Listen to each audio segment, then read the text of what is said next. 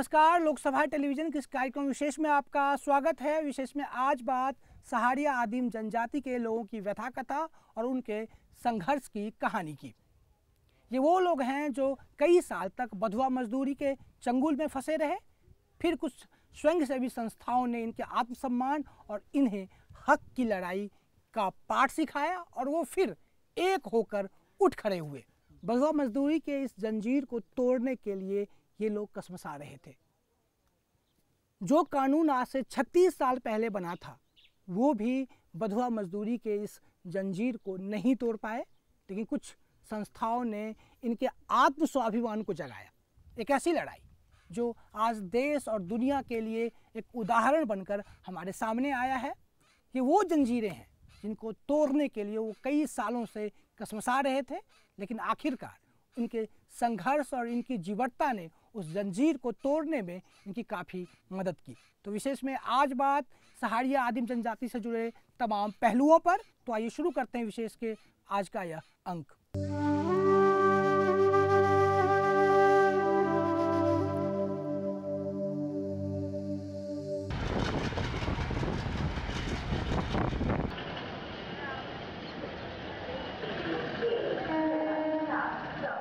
Engineering के coaching संस्थान आज कोटा शहर की सबसे बड़ी पहचान है। आईआईटी में प्रवेश की पहली सीढ़ी। देश के कोने कोने से किशोर छात्रों का हुजूम यहाँ की कोचिंग संस्थानों को आईआईटी में दाखिले की पहली सीढ़ी मानकर आता है। 21वीं सदी का कोटा शहर इतिहास के कई रंगों को परख चुका है। आज कोटा देश की शैक्षणिक राजधानी बनती जा रही है, जहाँ लाखों किशोर किशोरियों की कल्पनाएं, संभावनाएं तलाशती हैं। यही कारण है कि हर साल 35,000 नए छात्र छात्राएं यहाँ डेरा जमाने पहुंचते हैं। अपने सपनों को साकार करने के लिए अपनी एड़ी चोटी एक कर देते हैं। सुनहरे सपनों के इस गढ़ की छाया में ऐसे लोग भी बसते हैं जिनके सपने कभी साकार हुए ही नहीं। यहाँ से बस 100 किलोमीटर दूर सहरिया जनजातियों की एक बस्ती है, जहाँ आंखें तो हैं लेकिन सपना देखने की कुवत नहीं। अगर देखा भी तो पूरा करने के साधन नहीं। सहरिया जनजाति राजस्थान की एकमात्र आदिम जनजाति है। सहरिया लोगों की बस्ती को सहराना भी कहते हैं। सहरिया शब्द की उत्पत्ति शहर शब्द से हुई है। इस वर्ग के लोगों के पिछड़ेपन के कारण इन्हें भारत सरकार ने आदिम जनजाति के समूह में रखा था। आसपास के जंगलों पर आधारित जीवन था इनका। पढ़ाई और रोजगार के ज्यादा साधन नहीं होने से इनकी रोजी रोटी का एक ही जरिया है, मजदूरी। यही जरिया इनकी मुसीबतों की जड़ भी बन गया है। जब 30 साल पहले हम लोग यहाँ पे आए थे, यहाँ पे बहुत घने जंगल थे और बहुत सारा फॉरेस्ट प्रोड्यूस होता था यहाँ पे, जिसके ऊपर इनका लाइवलीहुड चलता था। इसके साथ साथ इनका अपना सामाजिक व्यवस्था थी जिसमें बाहर के लोगों का बहुत कम दखल था और ये अपने समाज के निर्णय खुद लिया करते थे। लेकिन जैसे जैसे ये डेवलपमेंट आगे बढ़ा और बेसिकली लैंड को डिवाइड कर दिया गया रेवेन्यू में और फॉरेस्ट में, और फॉरेस्ट लैंड से इनको निकाल दिया गया शहरियों को, वहीं से इनकी समस्या शुरू हो गई। सहरिया लोगों के बारे में जानने के लिए हम अपनी टीम के साथ इकलेरा गांव पहुंचे। इस कार्यक्रम में हमारे साथ एक्शन एड संस्था के लोग भी शामिल थे, जो कई साल से इन लोगों के विकास के लिए कई तरह के कार्यक्रम भी चला रहे हैं। जब हम इस गांव में पहुंचे तो गांव के इस पंचायत भवन में कई लोग मौजूद थे। इस तरह किसी आदिम जनजाति के लोगों से मिलने का हमारा ये पहला मौका था। सो हमने सबसे पहले इनके बारे में जानने की कोशिश की, खासकर उनके बीते हुए कल और आज की स्थिति। इस बस्ती में शायद ही कोई घर होगा जो बंधुआ मजदूरी की जकड़न से अछूता रहा हो। इकलेरा में हमारी मुलाकात हुई कालू से। कभी कालू का एक परिवार था। मियाँ बीवी अपनी जिंदगी की गाड़ी मजदूरी करके किसी तरह चला रहे थे। शादी के कई साल बाद भी कालू को कोई बच्चा नहीं हुआ। यहाँ के रिवाज के मुताबिक कालू ने अपने कुलदेव से यह मन्नत मांगी कि अगर उसके घर में कोई फूल खिला तो वह गौरा जी की रसोई करेगा। शायद कालू के कुलदेव ने उसकी मन्नत सुन ली और उसके घर में एक बेटा पैदा हुआ। कालूलाल की माली हालत ठीक नहीं थी। जहां रोज की मजदूरी से चूल्हा जलता हो, वहां देवता के पूजन और गांव भर के खान पान के लिए कर्ज के अलावा कोई उपाय न था। कालू ने चढ़ावे की बात पूरे करने के लिए गांव के एक जमींदार से 20,000 रुपए उधार लिए। बदले में जमींदार ने उसे बंधुआ मजदूरी पर रखा। 1 साल के बेगार के बाद कालू ने जमींदार से अपने हिसाब करने को कहा तो जमींदार ने उल्टे उसी पर 30,000 रुपए बकाया रहने का दावा किया। कालू ने दूसरे जमींदार से 30,000 उधार लेकर पहले जमींदार को चुका दिया। दूसरे जमींदार के यहाँ बेगार करते हुए 1 साल पूरा होने पर कालूलाल ने हिसाब करने की बात उठाई। यहाँ भी पहली कहानी दोहराई गई, बस कर्जा और विकराल हो गया था। दूसरे जमींदार ने 1 साल के बेगार के बाद भी कालू पर 40,000 रुपए बकाया होने का दावा किया। ये एक झलक भर है उस दुष्चक्र की जिसका कोई और छोर नहीं दिखता, खासकर तब जब ऐसे पिछड़े इलाकों में जीने के लिए सिर्फ मेहनत मजदूरी के अलावा कोई और विकल्प नहीं होता और कहीं जा नहीं सकते। जीवन यापन का कोई और तरीका इनके पास नहीं। कानून के हाथ भी यहाँ तक आते आते छोटे और कमजोर हो जाते हैं। कालूलाल भी इसी भंवर में फंस चुका है। जिस बच्चे के लिए कालू ने कर्ज लिया था वो भी आज उसके पास नहीं। रोज रोज की मुश्किलों से तंग आकर उसकी पत्नी भी उसे छोड़ चुकी है। कालू ने कुछ लोगों के बारे में सुना जो बंधुआ मजदूरी के चंगुल से छूट कर आए थे। इससे कालू को हौसला मिला और उसने अपनी बेड़ियों को तोड़ने की ठान ली। वो जमींदार के चंगुल से भाग निकला, लेकिन फिर जमींदार के गुर्गे उसे भरे बाजार से उठा कर ले गए। इसके बाद जो कालू पर गुजरी उसे वो कोशिश करके भी नहीं भुला पाता। मुझको मार पीट ले जाता है। पहले फिर मुँह मारे उसी तरह मार पीट करी, काम कराए दिन रात। फिर वहाँ काम कर रही हैं। वहाँ से बकरियाँ आ गए अगले डंडा पर। वहाँ साता फिल्म मैंने ले गए चेन से चेन मार मत मली जब दस्ती चेन मल चोर कर फिर मैं मारी। फिर सन काड़ा आला था ना जान करे फ़ोन। फिर यहाँ पुलिस गई यहाँ से। फिर मैंने लाई उतार। ये अकेले कालूलाल की कहानी नहीं है। ओम प्रकाश और उसकी पत्नी गीता भी इन्हीं मुश्किलों से दो चार हो चुके हैं। ओम प्रकाश इसी गांव के हंसराज धाकड़ के यहाँ मजदूरी करता था। काम पर रखने से पहले हर महीने ओम प्रकाश को 1500 रुपए देने का वादा किया गया था, लेकिन वेतन मांगने पर बकाया मिलना तो दूर, ओम प्रकाश से कहा गया कि वो अकेला काफी नहीं, इसलिए अपनी घरवाली से भी मजदूरी करानी होगी। पति पत्नी हंसराज के यहाँ काम करने लगे, लेकिन पैसे का कोई पता नहीं।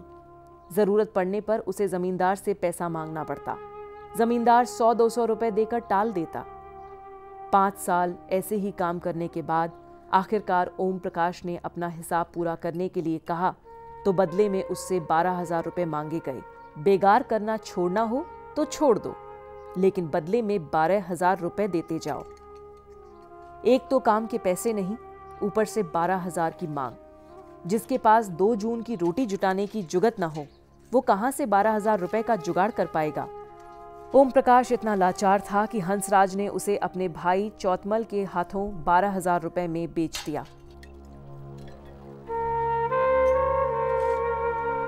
साहब 5 साल काम करता हो गया मुझे। 1500 रुपये महीने की बात थी, लेकिन 1500 रुपये महीना नहीं दिया उसने।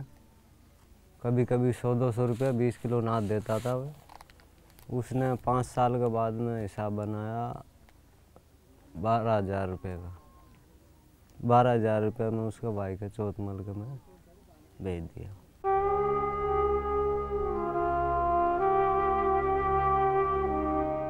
चौतमल के पास करीब 150 बीघा जमीन थी। 6 महीने तक ओम प्रकाश और उसकी पत्नी गीता ने चौतमल के यहाँ काम किया।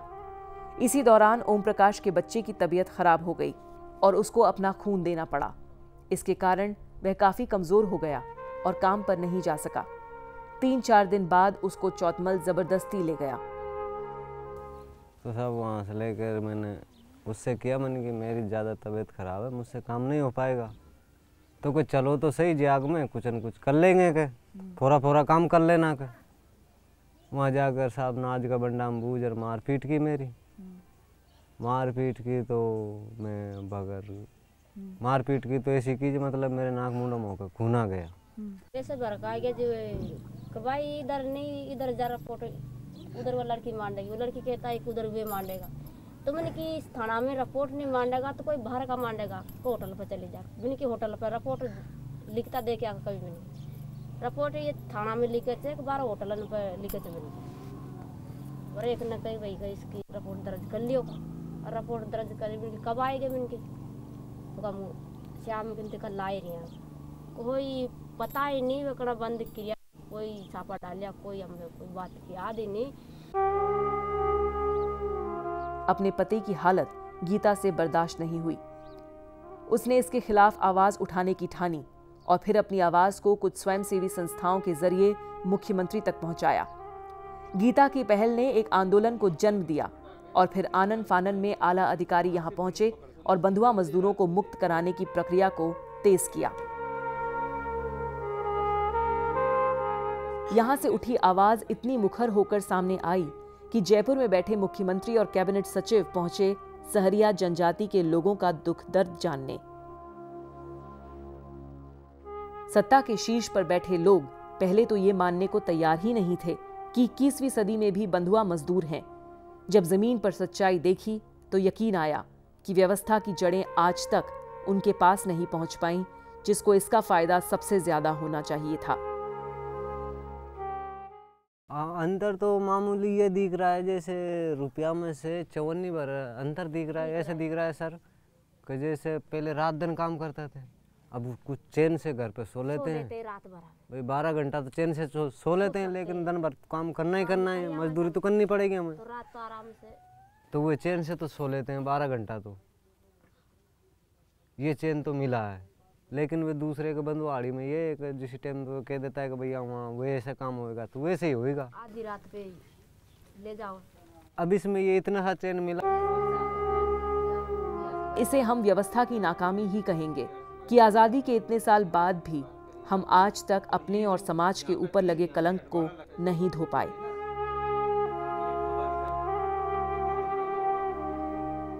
आज़ाद होता तो ये बंधुआ मजदूर क्यों रहता है ना? तो ये काहे की आज़ादी है?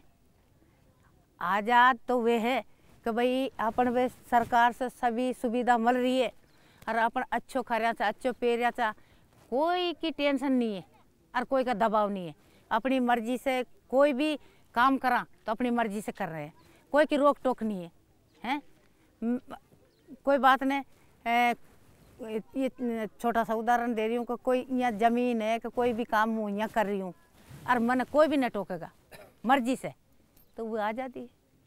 अभी कान का ही करेगा तो दूसरा जाएगा, ये क्यों किया है ना? सरकार का लोग आ जाएगा, ये क्यों किया तुमने, है ना? तो चलो जुर्माना देना पड़ेगा तुम्हें ये ज़मीन पर से हटा देगा, तुम्हारा अधिकार नहीं है ज़मीन पर रहने का। जैसे ये बंधुआ मजदूर तो बाहर गांव से आ गया तो तुम्हारा गांव में जाओ, यहाँ क्यों आया, यहाँ क्यों बस रहे हैं? तो ऐसी बात करते हैं, तो काहे की आज़ादी है सर?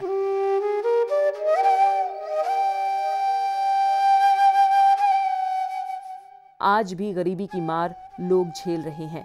मानवता और व्यवस्था की असफलता का इससे बड़ा मजाक क्या हो सकता है कि आज भी सहरिया आदिम जनजाति के बच्चे कुपोषण के शिकार हैं, दवा के बिना मौत के आगोश में समा जाते हैं और भूख के कारण मरते हैं। इस संघर्ष की पूरी कहानी में अगर हम आदिम जनजाति की महिलाओं की बात ना करें तो यह कहानी अधूरी सी लगती है।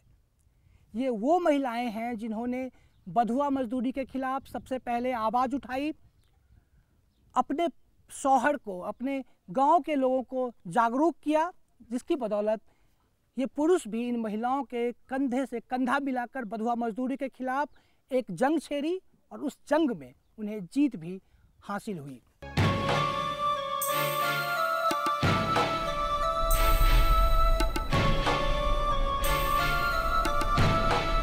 अगले दिन हमारा पड़ाव बना चैनपुरा का सूना गांव।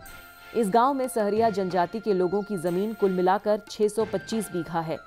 कुछ साल पहले ये जमीन यहाँ के दबंगों के कब्जे में थी। यहाँ के सहरिया छोटे ही सही लेकिन जमींदार थे, पर ताकत के खेल में अपनी ही जमीन पर मालिक से बंधुआ मजदूर बन गए।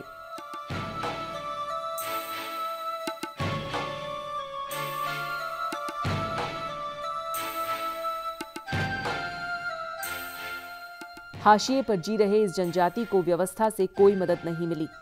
करीब 25 साल पहले कुछ स्वयंसेवी संस्थाओं ने सहरिया आदिम जनजाति के लोगों की समस्याओं को जाना। फिर शुरू हुई इनके विश्वास को जीतकर बंधुआ मजदूरी के खिलाफ लड़ाई की। दो हाथ मिलकर हजारों हाथ बने। लक्ष्य था अपनी पुश्तैनी जमीन का मालिकाना हक लेने का। एक लंबी लड़ाई के बाद वो घड़ी आई जिसका सपना भी ये सहरिया सहम कर देखते थे। 12 जुलाई 2012 अपनी पुश्तैनी जमीन का मालिकाना हक इन्हें वापस मिल गया। 12 जुलाई 2012 को सरकार के सहयोग से और इन बॉन्डेड लेबरों के सहयोग से इस जमीन को इसके कब्जे से मुक्त कराया। ये लड़ाई इतनी आसान नहीं रही। पूरे सहरिया समाज को मुश्किलों से जूझना पड़ा। कई लोगों की जानें गईं। आखिरकार जीत इनके हौसले और विश्वास की हुई। ये संघर्ष सिर्फ जमीन के टुकड़े के लिए नहीं था। इन लोगों के लिए ये संघर्ष अपनी पहचान के लिए, अपने अस्तित्व के लिए था। 135 जना थे और 135 जना थे। वहाँ की जमीन एक सरदार के पास थी और वही सरदार के बंधुआ मजदूर थे। तो जमीन ने तो वे कर रहा और वो खेत जमीन पे काम तो बंधुआ मजदूर कर रहा और मजा वे ले रहा। तो ऐसा लेता रहा तो एक साल फसल भी कटा दी उनकी। कलेक्टर साहब ने, गटाला साहब था, उनने फसल काट ली, चावजे काट के ले गया और फिर वहाँ का सुपरत की जमीन शेरा की चे। तो शेर या किस हाथ में लेगा सर? वे तो बंधुआ मजदूर है। वहाँ पर तो 1 मिनट ही फुर्सत कोई नहीं। फिर उसके बाद में अभी बंधुआ मजदूर छुटाया है ना 2010 में। उसके बाद में सर वो जमीन पे भी माने संगठन ने लड़ाई लड़ी, संस्था ने भी सपोर्ट करियो। उसके बाद में अपने ये पिछली साल बरसात में वो जमीन छुड़वाई अपन।